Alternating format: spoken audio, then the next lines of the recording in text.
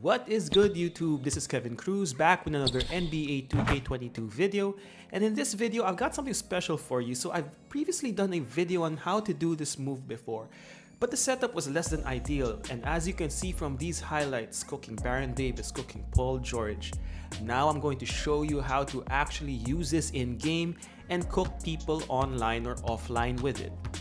But before we get started, this is a GOAT level move and a GOAT level tutorial, so if you enjoyed this video and if you notice that only a few people actually teach you these types of moves, why don't you subscribe to the channel, give it a thumbs up, and comment in the comment section below if you actually cooked someone with this move.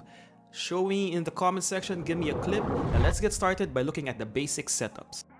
So let's go through some of the basic setups we had in an earlier video, which is the walking setup. As you can see here, just walking to the left or to the right horizontally and then pressing square as you are sort of parallel to the basket. That's when you can execute the move through the walking setup. As you can see here, nothing special here. LeBron's body walking just basically parallel to the baseline and then just press square as you are holding the left stick to the left. But the setup that I actually use in the game is the step over launch setup, as you can see here. Execute any step over launch and then quickly release the left stick and then hold square. That will initiate the LeBron Signature Jumper, and I think is the most usable and the quickest way to set this up in the game. The key here is the timing in which you release the left stick, because you want to release it at the point where your body is parallel to the baseline and then hit square to execute the shot.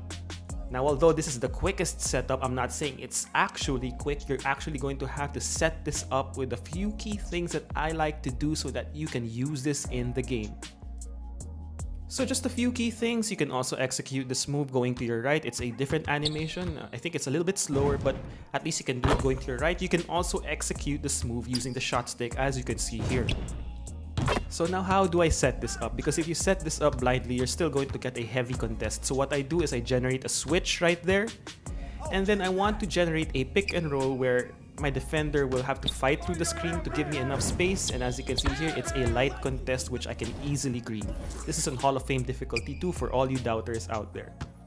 So again, we get the switch, then we set up the pick and roll. If your defender goes under or is caught in the screen, that will buy you a little bit more time to execute this move.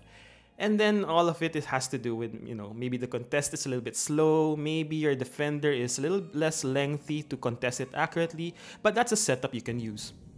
Now what about against someone like Paul George, who's a very lengthy defender who can recover quickly? Now you'll just have to be lucky. Now, I'd like to say that, I planned that move.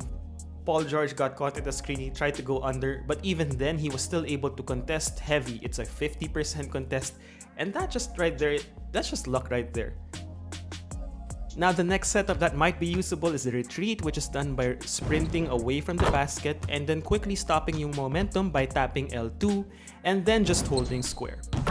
So timing this is a little bit more difficult, as you can see here. When I tap L2, I release R2 to stop my momentum, and then I hold square to initiate the second part of that animation. So this one's a little bit tricky, so you want to slow this down to see the inputs right there.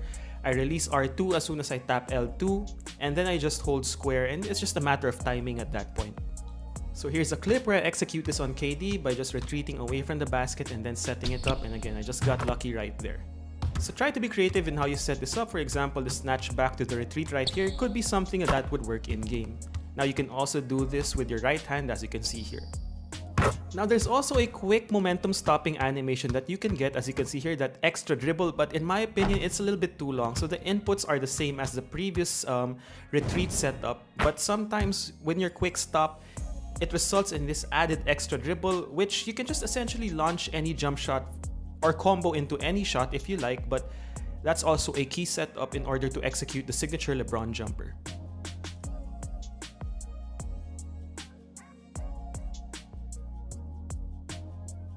Now the other setup, which I don't think is that much usable anyway, and I showed in the previous video, is exiting out of the post. That is releasing L2 and then immediately holding square or holding the right stick in any direction to shoot. So in terms of actual mechanics of executing the move, it's just holding square at the right time when LeBron James' body is in the perfect position. As you can see here, this is not a traditional setup, but LeBron was just moving and then I timed square as soon as LeBron's body hit that parallel position to execute that combo. So there you have it. These are the situations that worked well for me in terms of executing this move. I spent maybe 7 months trying to figure out how to actually use this in a game, because it was in the bucket of things that, you know, are just fun to mess around with. But now I've provided you a setup in which this move can actually work. These 4 shots, I just hit them yesterday. The 4 clips that I showed you in this video, I hit all of these yesterday. So it's possible. It's possible to execute this in-game, but I don't recommend it in any competitive setting. This is more like, you know, you just want to have fun, mess around. Maybe you want to disrespect your opponent. Now, LeBron's got a lot of Dark Matters coming out tomorrow on my team, so maybe it's a good time to try it out since he has all the badges and attributes that you need to be able to execute this difficult shot.